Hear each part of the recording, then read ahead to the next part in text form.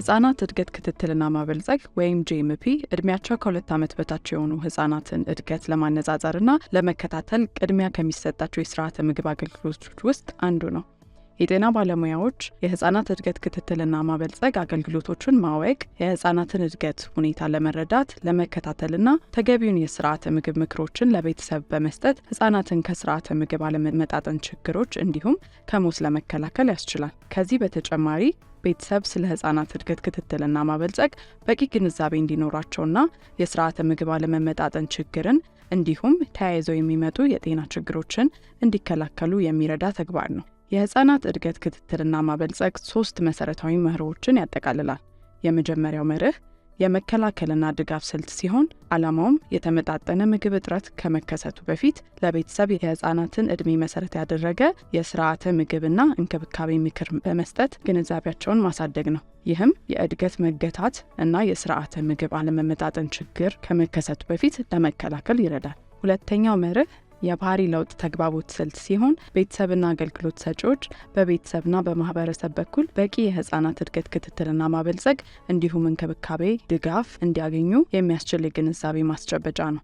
ሶስተኛው መርህ የህፃናት እድገት ምግብ መመገብ ብቻ ሳይሆን አካላዊ፣ አካባቢያዊ፣ ስነ ልቦና፣ ማህበራዊ እድገትና የአእምሮ ማነቃቂያዎችን የሚያጠቃልል ተግባር ነው። የህፃናት እድገት ክትትልና ማበልጸግ ህፃኑ ከተወለደበት ጊዜ ጀምሮ የሚጀምር ሲሆን ቤተሰብ አስፈላጊነቱን በመረዳት የሚከተሉትን እንዲያደርግ ማበረታታት አለባችሁ። ህፃናት በእድሜያቸው ሊኖራቸው የሚገባውን እድገት እያገኙ መሆኑን ለማረጋገጥ በመደበኛ የእድገት ክትትል እና ማበልጸግ ፕሮግራሞች ላይ እንዲሳተፉ ማድረግ። የህፃናት እድገት ክትትልና ማበልጸግ ፕሮግራሞች ላይ በመገኘት ህፃናት ሊያጋጥሟቸው የሚችለውን የአመጋገብ ችግሮችና የስርዓተ ምግብ አለመመጣጠን ችግር ለመለየት ይረዳል። በተገቢ ሁኔታ እያደገ ያለ ጤናማ ልጅ በየወሩ ክብደት መጨመር አለበት። ህፃኑ ክብደት ካልጨመረ ወይም ክብደቱ እየቀነሰ ከሆነ የእድገት መገታት ችግር ሊሆን ስለሚችል ህፃኑ ወዲያውኑ በአቅራቢያ ወደሚገኝ የጤና ተቋም መውሰድና ተገቢውን ክትትል ማድረግ አለበት። ቤተሰብ የህፃኑ ክብደት ዝቅተኛ ከሆነ ወይም ከመጠን በላይ ወፍራም ከሆነ ወደ ጤና ተቋም ይዘው ሊመጡ ይገባል። በጤና ተቋም የጤና ኤክስቴንሽን ባለሙያ የህፃኑን አመጋገብ ሁኔታ ማወቅና ለቤተሰብ እድሜውን መሰረት ያደረገ የተመጣጠነ የአመጋገብ ምክር ይሰጧቸዋል።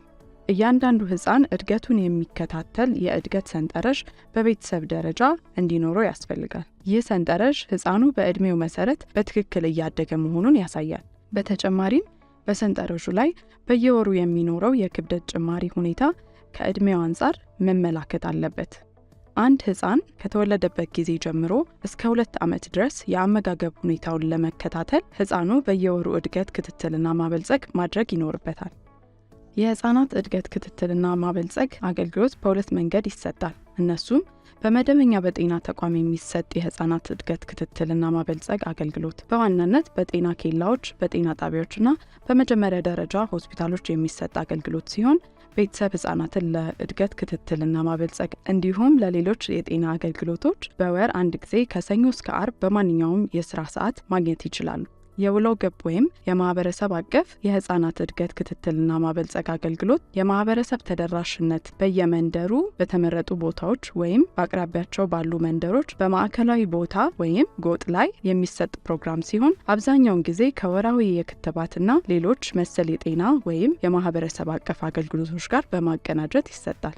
የጤና ኤክስቴንሽን ባለሙያዎች ከሚያደርጓቸው ተግባራት መካከል የማህበረሰብ ንቅናቄና የማህበረሰብ ውይይት ማድረግ ነው። ይህም የሚያስፈልገው በአብዛኞቹ ወረዳዎች የህፃናት እድገት ክትትልና ማበልጸግ ሽፋን ወይም ተሳትፎ በጣም ዝቅተኛ መሆኑ፣ በህፃናት እድገት ክትትልና ማበልጸግ እና በሌሎች ማህበራዊ ንቅናቄ ጥረቶች ላይ የተለየ የማህበረሰብ ውይይት አለመኖሩ ይገኙበታል። በህፃናት እድገት ክትትልና ማበልጸግ ውጤት ላይ በመመስረት ለቤተሰብ የስርዓተ ምግብ ምክር አገልግሎት መስጠት። በአንድ ህፃን ላይ የእድገት ክትትልና ማበልጸግ ትክክለኛ ያለመሆን እድገት ወይም የእድገት መገታት ሲያጋጥም በፍጥነት ተጓዳኝና መሰረታዊ የስነ ምግብ አለመመጣጠን ችግሮችን ወይም ምክንያቶችን በመለየት እንደ የችግሩ ሁኔታ የላይኛው ክንድ እኩሌታ ልኬት እንዲሁም ሌሎች ምርመራዎችን ማድረግና ለቤተሰብ እድሜን መሰረት ያደረገ የስነ ምግብና እንክብካቤ ምክር መስጠት። ለዘላቂ መፍትሄ ክብደታቸው ዝቅተኛ የሆኑ ህፃናት ከተጨማሪ የስነ ምግብ አገልግሎት ሰጪዎች ጋር ትስስርን እንዲፈጥሩ ማድረግ። የህፃናት እድገት ክትትልና ማበልጸግ አገልግሎት የሚጀምረው ህፃኑ ከተወለደበት ጊዜ ጀምሮ ሲሆን የጤና ኤክስቴንሽን ባለሙያዎች ይህንን እና ከህፃናት የእድገት ክትትልና ማበልጸግ ጋር ተዛማጅ የሆኑ አገልግሎቶችን በጤና ተቋማት እና ሌሎች ለማህበረሰብ አገልግሎት በሚሰጥባቸው ስፍራዎች የማህበረሰቡን ግንዛቤ ማሳደግና አገልግሎቱን እንዲጠቀሙ የማድረግ ከፍተኛ ኃላፊነት አለባቸው።